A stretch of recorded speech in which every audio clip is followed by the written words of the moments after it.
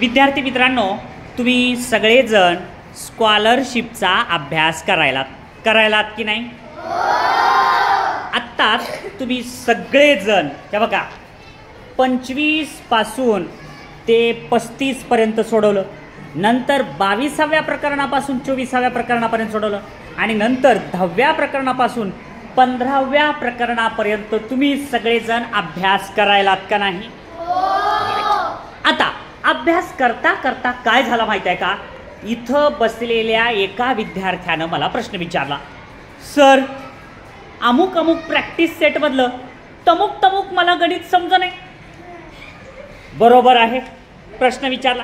प्रश्न विचारल्यानंतर तुम्ही तर सगळेजण हे सोडवायला, तर आम्ही ज्यांनी प्रश्न विचारला होता त्यांना म्हणलं तुमच्या वहीवर जे तुम्ही सोडवायलात त्या सोडवलेल्या भागावर काय लिहा म्हणलं.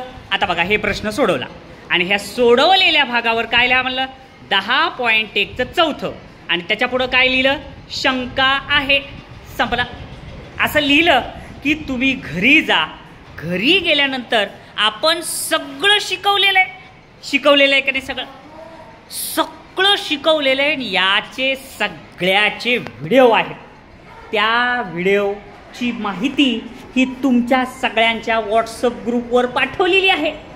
मग त्या लिंकला घरी गेल्यावर क्लिक करायचं आणि ते व्हिडिओ पाहायचा आणि तुमची अडचण सोडवून घ्यायची.